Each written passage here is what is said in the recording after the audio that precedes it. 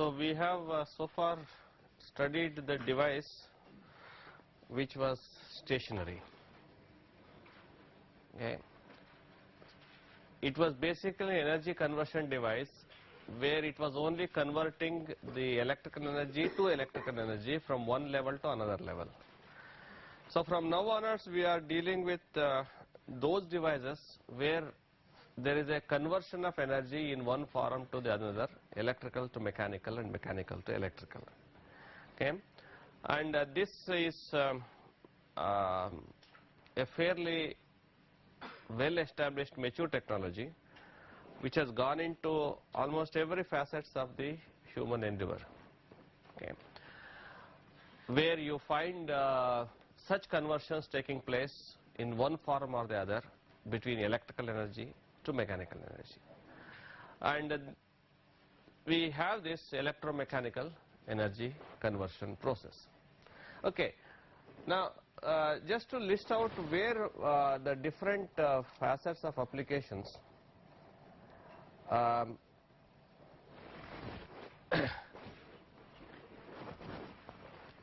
smallest you can think of, there is energy conversion take place in a quartz watch, right?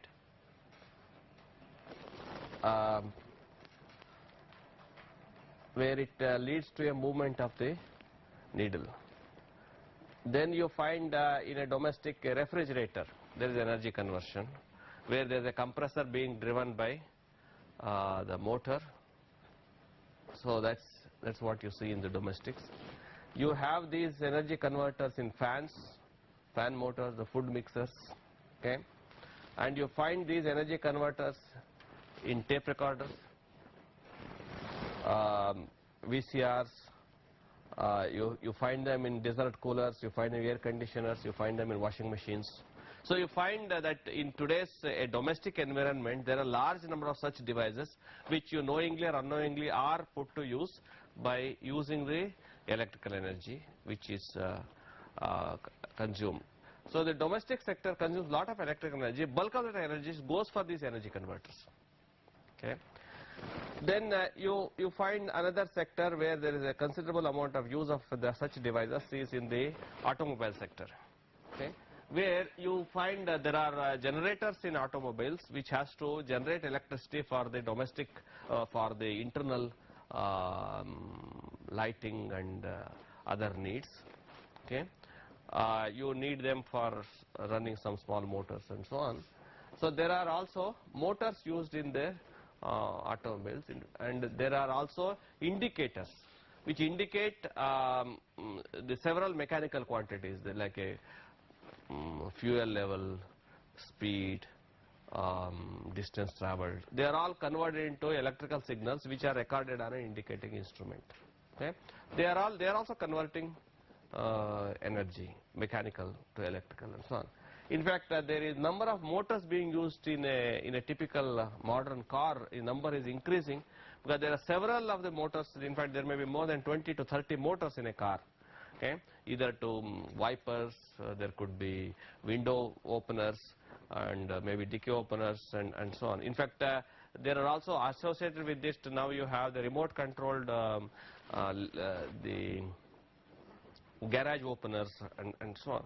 So there are all fair amount of these are now the in thing for the traction. You find them also in electric vehicles which are expected to come in a big way. And recently there was an article on a electric battery driven two-wheeler scooters. Perhaps that appears to be a very worthwhile solution for Indian roads. Okay, so it reduces pollution. It is battery driven. The only thing is the recent article was of a scooter being built in Italy. Okay, and the large amount of research is going on in USA because they have mandated that by 2000 there certain percentage of the cars in big cities like Los Angeles had to be electric vehicles. Okay, so that is they're working towards that.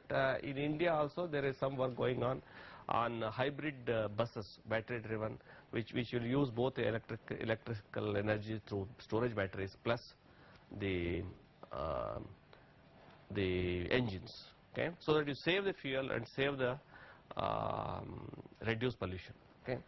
So there are this is a very important sector where you require mobility and also use these devices, okay.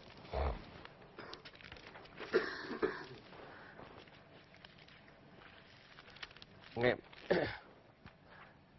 Then you use them in large power plants. Anyway, most of the electricity generated is through large generators, which ratings are going up to about 1,000 megawatts, single unit. Okay. Therefore, I mean 500 megawatts units are fairly commonly installed in India, and these power plants also use motors. Why? There are large number of motors also in power plant. For example, boiler feed pumps. You have to feed water to the boilers which produce steam, and regularly boiler feed pumps are being used, and their capacity will be a few megawatts, a single motor. Okay, so that is the order of sizes and capacities of power that they are handled by these, and there are large number of indicators. In a control room in a power plant, they take signals from several processes, like the temperature of the boiler, the speed of the turbines, vibrations, the frequency of generated voltage, the voltage generated, current going out, power factor, active power, reactive power. They all are taken out and comes straight into nowadays they are all coming into what is known as a data acquisition system. They call it a SCADA, supervisory control and data acquisition. Okay. That SCADA system is now fairly well documented. So that means you require all the mechanical quantities or electrical quantities brought into a control room, both for controlling the process and monitoring the process, and also emergencies or protecting the process. Okay. So these indicators are also such devices where there is electromechanical energy conversion taking place. Of course, then it's very clear the industry. The main workhorse in industry are the drive motors, okay? And 80% of the electricity used by the motors. All over the world, 80% of electricity produced is used by the motors, and mainly in industries. So the drive motors are the major energy current. Wherever you find something is moving, there at the source will be a motor, okay? Then you find mining, large number of applications. The mining motors, you go deeper into this. So they are special motors which has to withstand the corresponding environmental conditions. Okay, and of course we can add here also mining. Then you can also have marine applications in ships. There are large areas, and even transport sector, like electric traction. Okay. They all use both motors and generators. In a train, for example, there are generators which has to again to take care of the local loads. Even there are air conditioners in trains. There are motors. There are pumps. There are lighting purposes. There are fans. Okay. So they also be energized by a generator, which is again. If it is a diesel engine, so they will have generators to do it. And there are main drive motors in electric trains, which will drive the train. Okay, and you find also in agriculture. Okay, mainly the so-called the pump sets, which go for irrigation purposes. So they also you find the energy converters. And you also find such energy converters in computers, for example. So you use them in floppy drives, use them in printers, okay.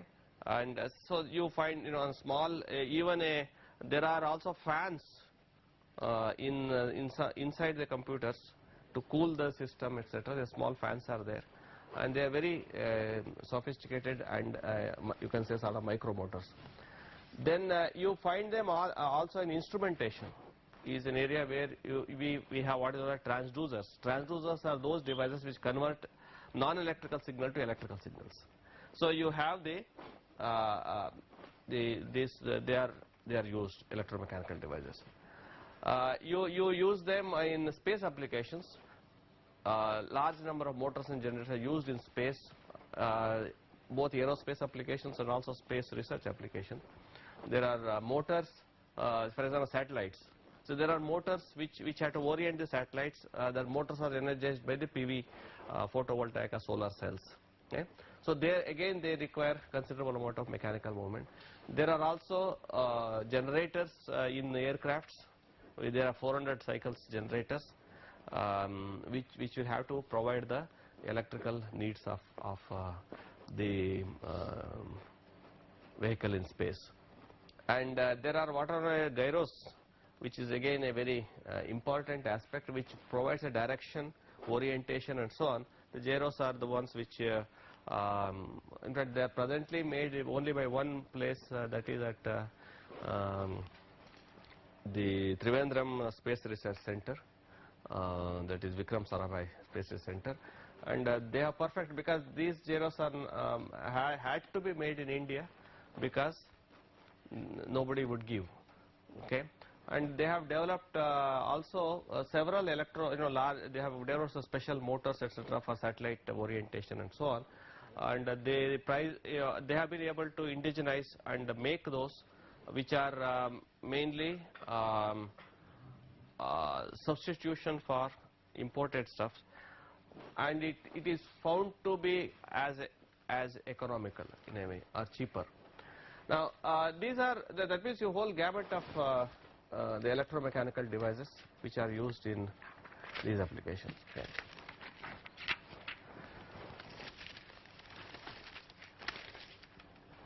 Then there are also you find the healthcare. That means you have the biomedical instruments which convert the signals in human bodies into electrical form, like ECG. Okay, so there are converters. Okay, you find also in telephones, for example, that is also an electromechanical converter where the sound signals are converted to electrical signals and vice versa. Okay, and you find them in robotics as actuators. See, they have to move, movement has to be done. You have motors at all points in this. So that's one very promising areas. Then you find machine tool applications and also CNCs, that is computer numerically controlled machines. So you find the large number of motors in several machine tool applications, whether it's a lathe or a milling machine or grinding or whatever. So they are often controlled. Nowadays the CNC machines have a computer control of all the motors. Okay, both robotics and these machine tool applications, they seem to be interrelated. Okay, nowadays there is a considerable emphasis on renewable energy. In renewable energy also you require, for example, photovoltaics. Photovoltaics provides the sun's energy into electrical energy, and they are being used in say water pumping applications, in remote places. Where in recent IEEE Spectrum we have an article on a totally PV or solar operated house being built in I think eastern coast of USA. One person has made it a point, and he is not taking any electricity from the utility supply, and it is said that he is giving electricity to supply. So his meter runs reverse way. Okay, and that type of system exists in several countries. You can generate electricity, and at the end of the month you can see whether your reading is positive or negative. If you are positive, you pay, and if you are negative, utility will pay for you. Okay, so it is to encourage people to produce their own electricity. Now the whole of the roof is PV panels, and he has solar water heaters and so on. So they will be requiring such energy converters in renewables. And also the wind energy is one of the important areas, and incidentally India is the third largest country to exploit the wind energy, next to USA and Germany. Okay, so that we have about 800 megawatts of installed capacity located in several places, some Tamil Nadu, Orissa, Gujarat, Madhya Pradesh, Karnataka, Andhra Pradesh. Okay, so they are all the wind zones, and we also have, you can add also the small hydro, which is again another promising area, wherever you can create electricity from low water heads. Okay, and these small hydro has lot of potential. We have around 10,000 megawatts of capacity of wind, around 20,000 megawatts of small hydro in India.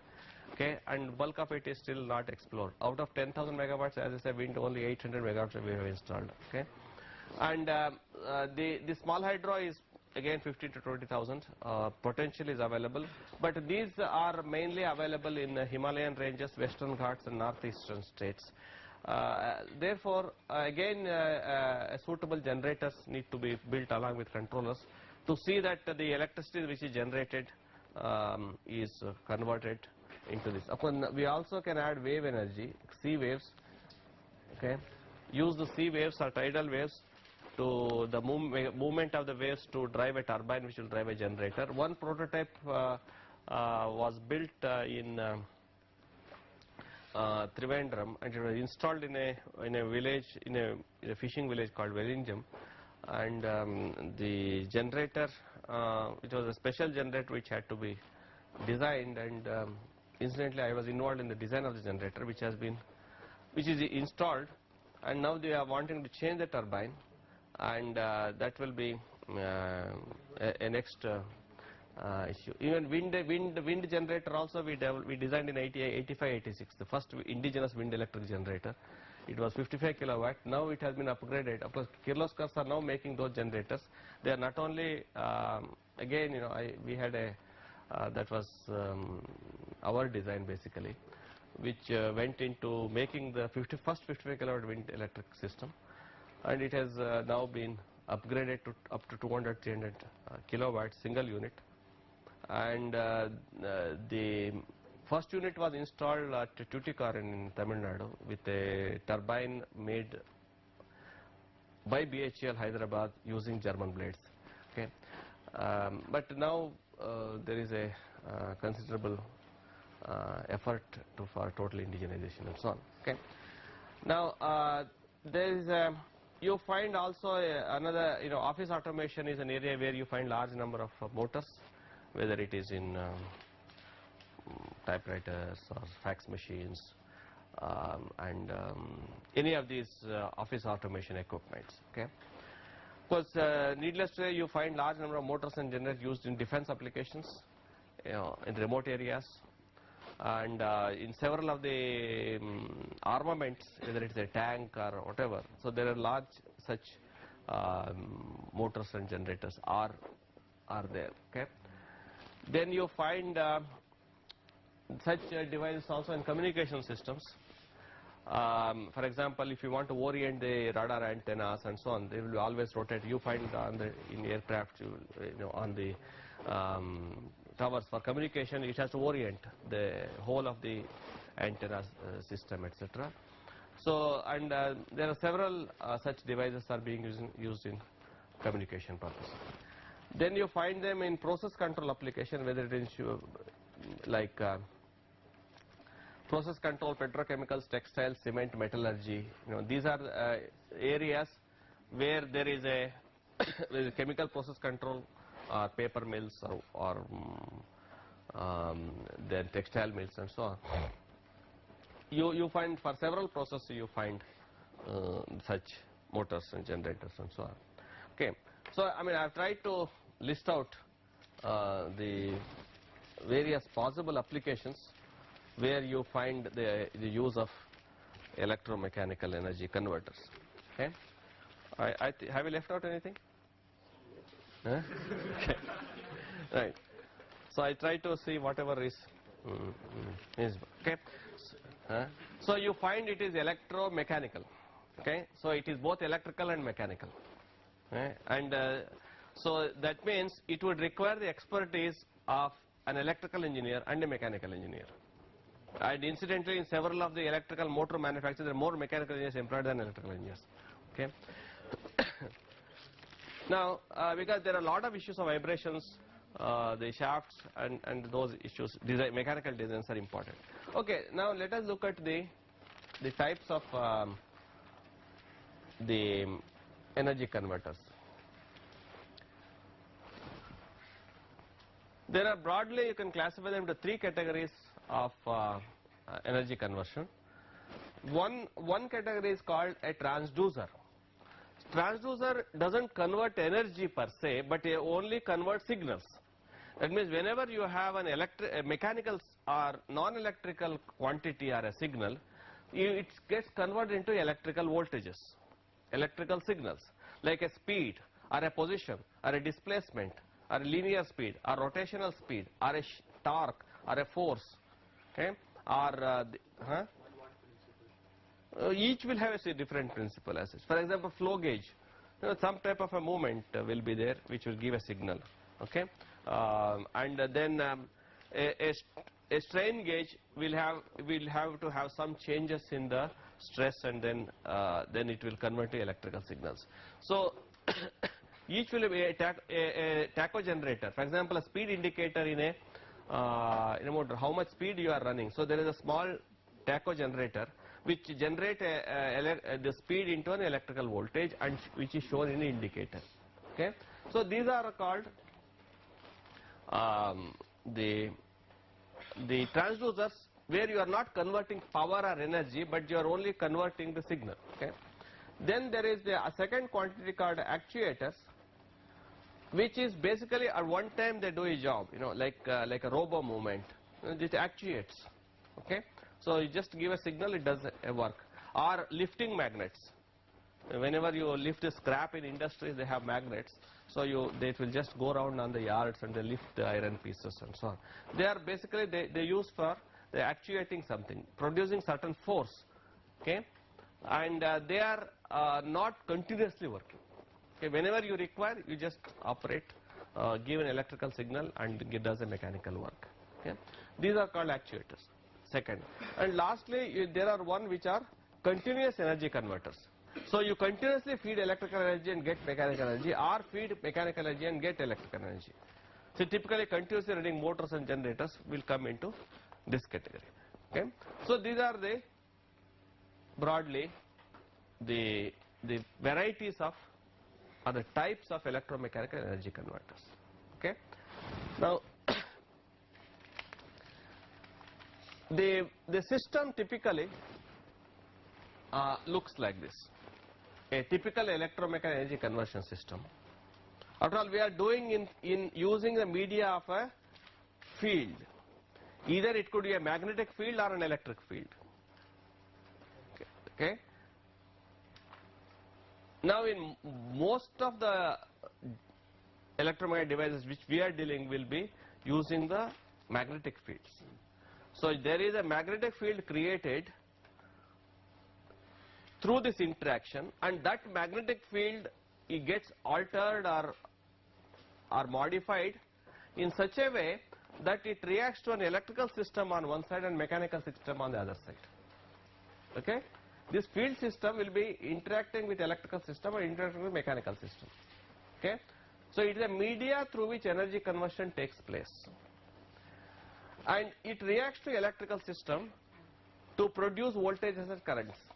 To electrical system, it will how are they reacting?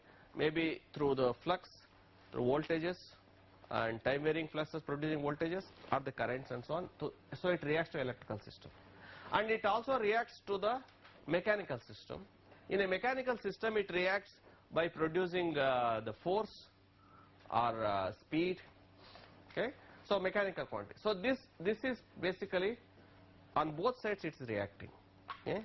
So this is a broadly you can say a situation that if there is a field system, it reacts to electrical system and gives voltage and current, and here is a force and a speed or a torque or a linear velocity, whatever, depending upon the situation.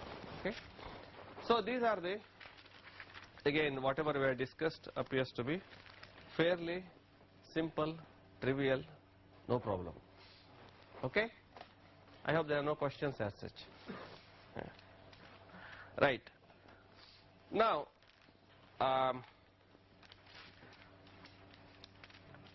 let us take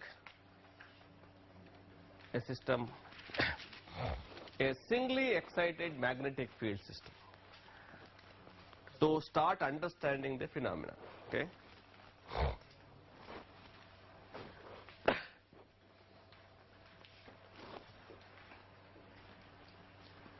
It is singly excited because I have just one winding wound across a sort of a fixed core, and you are making the one is a moving core, it may be a simple relay. Whenever you pass a current through this, there is a tendency for this moving armature to come and close. Okay, with a hinge. So this is a moving armature. So you pass a current. So this member experiences a force, right? And if you put another force on this side, and then you can make it stably operate at any position x. Okay. This is the force of electrical origin which is coming on this. Okay. And now if you put an external force, if you want to hold it here, so that force counterbalances this if you want to hold it at any given position x. Okay. So why will it experience force? Why will it experience a force?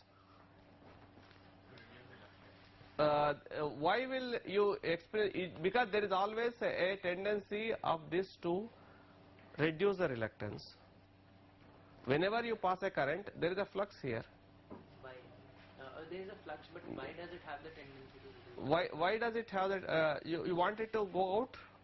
No, I'm just asking why should it? Yeah, why? Let us see why it does it. Why there is an electromagnet attracts an iron piece, isn't it? Okay. So I mean, sometimes I take things are normal and natural, known. So so whenever this is magnetized, so it will try to close. Okay, we'll see how, we'll do it a little more mathematically soon. So there is a tendency to close. Now, so you create a mechanical equilibrium here. You create a mechanical equilibrium by counterbalancing the developed force to an external force, and so that it operates at a given x. Okay. Then you will also have an equilibrium in electrical side here. In electrical side, you have a voltage that you apply here, and that will cause a back EMF or a induced voltage here E, because this is producing a flux linkage lambda and a flux phi, and with this number of turns, n phi being the lambda and ni being the MMF. So this is a simple magnetic circuit, okay, at any given position. So there is also an equilibrium reached, V and E difference causing IR, right, and then causing a current here. Right. So we have an electrical equilibrium and a mechanical equilibrium. Okay. So we could therefore write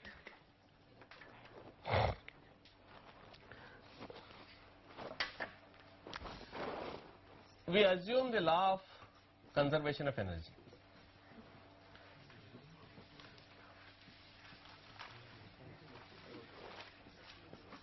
We use this to try to understand the system. We say this is energy is consumed. So we could say that electrical energy input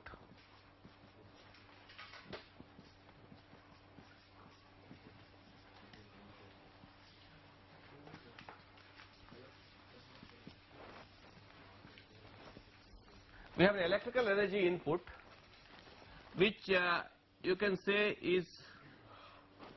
goes to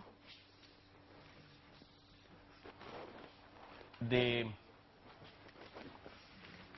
is the increase in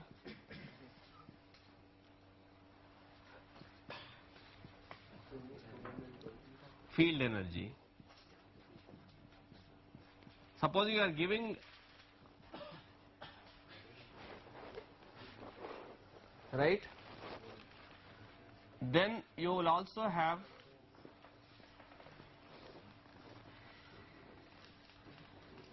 a mechanical energy output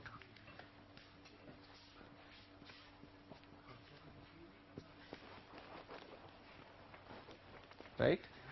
You give certain energy to the increase in field energy, then it also goes for mechanical energy output, and then of course you may also have to give something for the losses.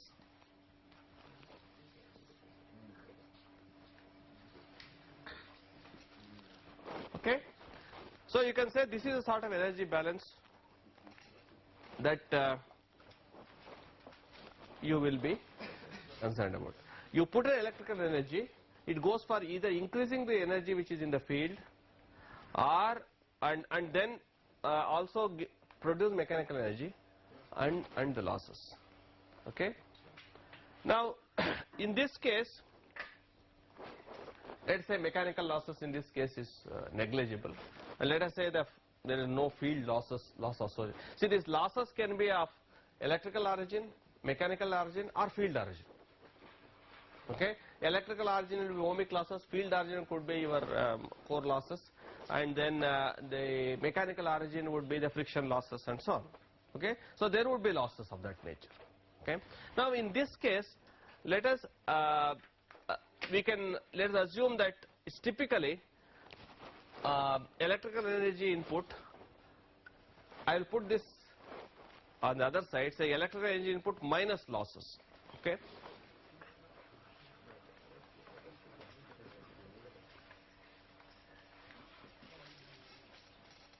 I would say minus I square R losses.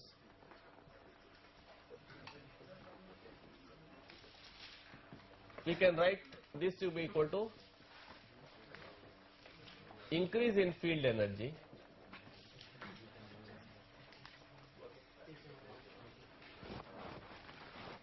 plus mechanical energy output.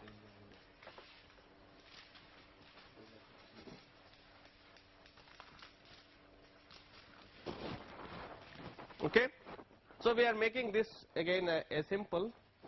Let us look at the figure or the system which we wanted to study, which is on this figure, and try to see how using the simple logic we can try to get at the relevant equations of energy conversion. Okay.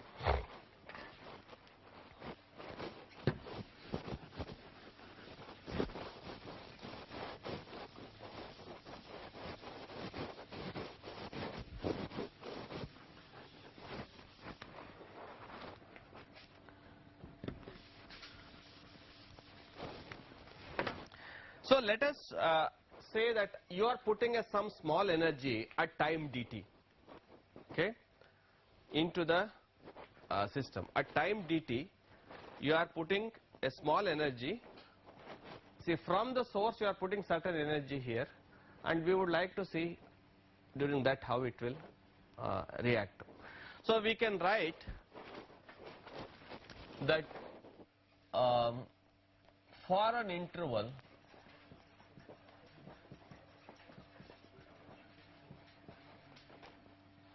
let us say dt. Let us say for an interval dt, we can write this electrical energy input, let us say dW electrical, okay,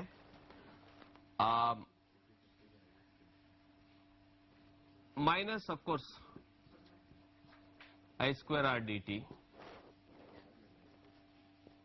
right, equal to increase in field energy. Increase in field energy we will call it as dW field plus mechanical energy output we will call it as dW mechanical. Okay, let us say this is our incremental equations. You put in some energy at a time dt, and this is what it is. Okay, what is the electrical energy that you are putting in? In this case it is Vi dt minus I square R dt is equal to dW field. Let us say it is operating, it is having a force F, and supposing it moves by a distance dx. Here, what we are trying to say is, here in this figure, the force, due to force there is a distance dx in that period dt. Okay, we can say here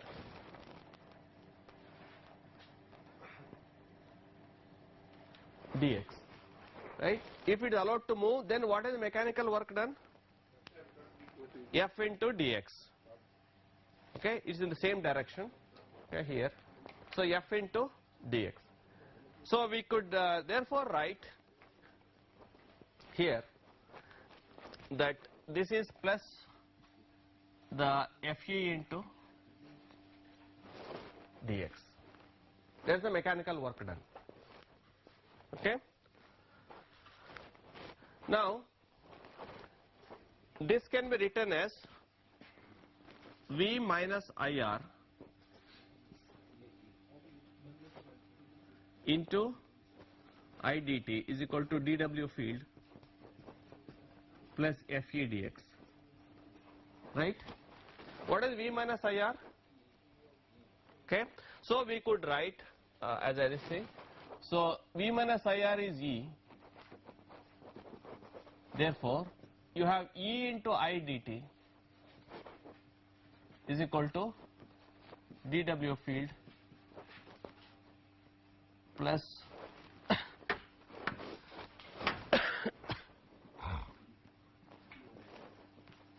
okay, right?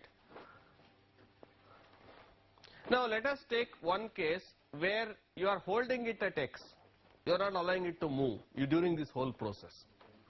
Then what is the mechanical output? 0. So that means if dx is 0, you find that whatever is where will this go now? Huh? It will only go to increase in the whatever is the stored energy in the field. Okay, so you find that dW field will be EI dt. What is E? Is d lambda by dt into I dt. So that is I d lambda. So this is the expression for increase in stored energy for a fixed x, I d lambda. Okay.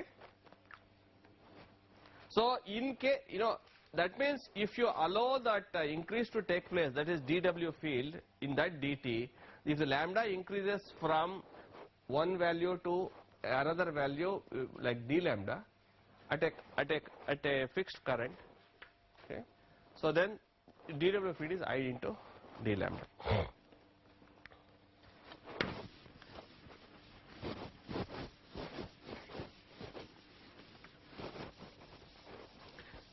And this is for a fixed x.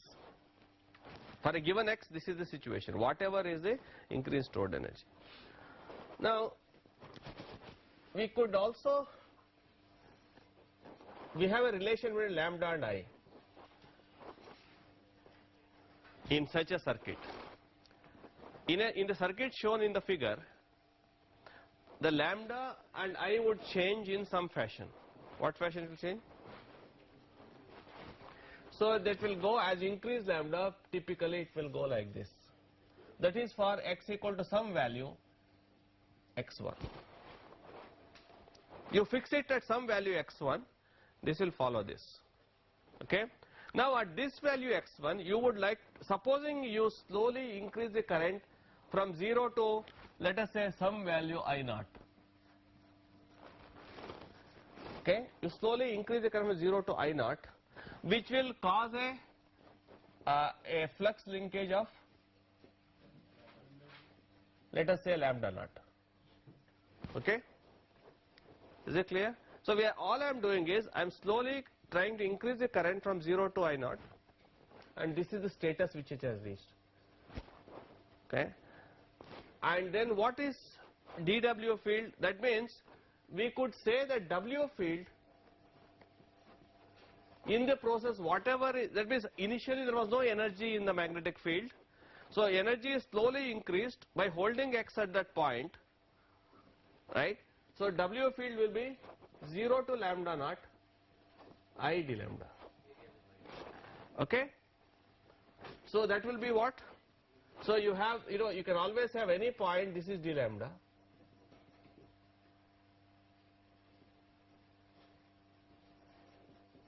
Okay? So this is the area, that is, let us say O, A, B. So O, sorry, A, B, O. So that means this whole area will now be the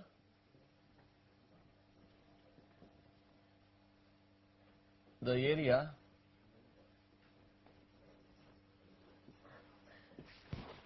W field.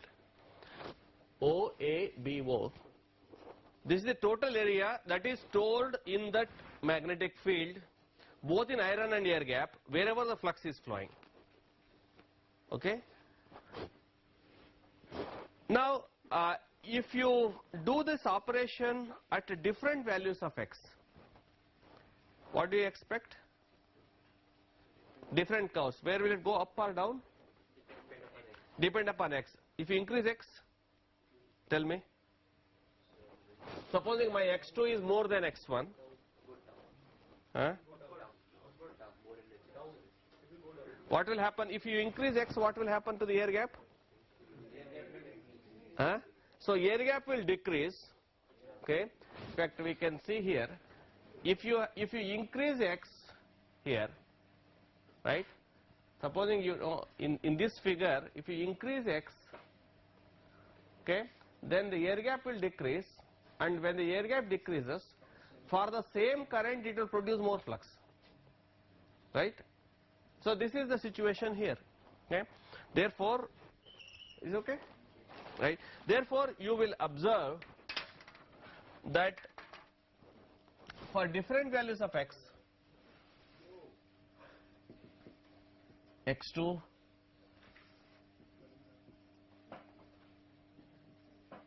like this, where X3 is greater than X2, greater than X1. Okay? That means for the same current, it will reach higher values of lambda. Okay? And which would mean that for the same current, it will have, what will be W field? So there will be more, for the same current, you will observe that the area of that will be more or less. Huh? You can't say. For the same current. Hmm? This area. Huh. Okay. Yeah. So these things will be going on. Because we are interested, this is the area. So we will have new areas. Or for the same lambda, again there will be a, for same lambda there is a decrease in, suppose you maintain the lambda same, okay, then, then I will decrease. Okay? Right. So we have a situation where you can have a change in stored energy, or a stored energy like this. Okay.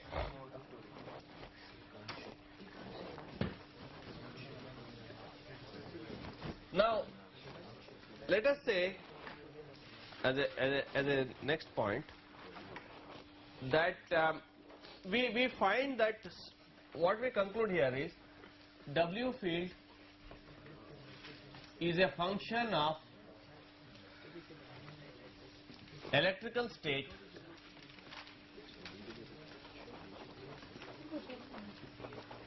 that is IR lambda. This is the electrical state, and mechanical state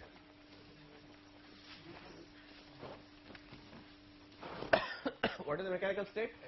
X. Okay. So you could say that this energy stored W field will be therefore a function of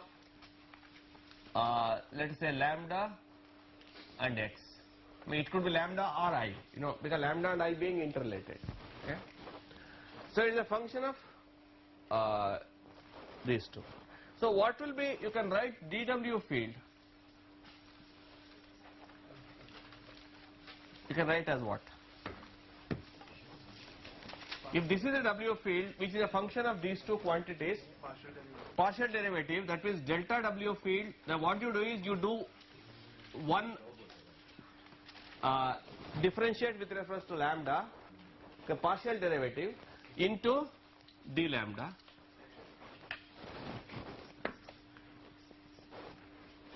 okay, plus delta W field, what is the next one? Del x into dx. Okay, once you get into equations, feel more at home, I think. Okay, so we get into these things. Okay, whenever the change takes place, that means either you can, two operations you have to do, either you hold the x constant and change lambda, do one operation, next hold lambda constant and change x. Okay, that is what it physically means. So you come to a new state where you have a, that means you will find out what is the change in the stored energy. Okay.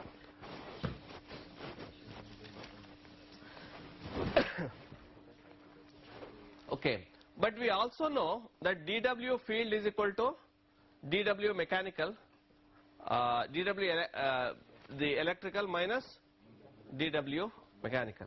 So we also have that expression.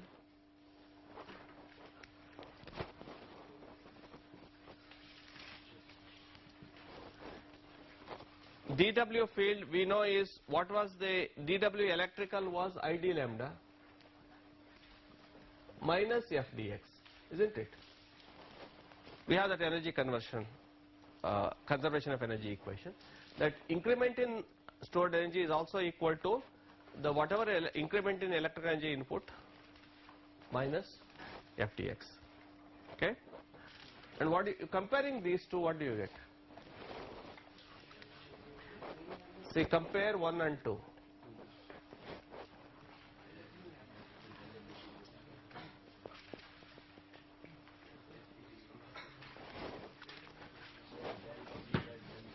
What do you, please tell me, what do you get by comparing these two?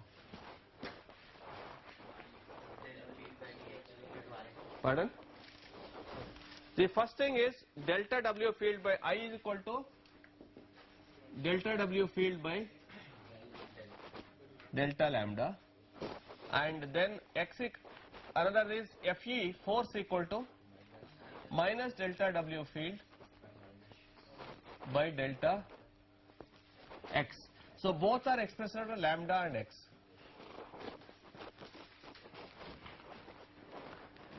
Right? So we now get an expression for the two important responses of the field. So it responds to the electrical side to gives I by this relation. It responds to mechanical side to give force by this relation, which would mean that you operate in such a way that to get I, you hold on to x constant and differentiate this with lambda. If you want force, you hold on to lambda constant in the whole operation and then differentiate with reference to x. So if the field is constant, there will not be any force. Pardon? If the field is constant, Uh-huh. then there will not be any force in the armature. Yeah, if the delta W field by delta x is 0. Okay? Is a partial derivative of this. That is true. Or you can also from here, you can say that what is W field will therefore be ID lambda. That's what we know anyway, 0 to lambda at fixed x. Okay?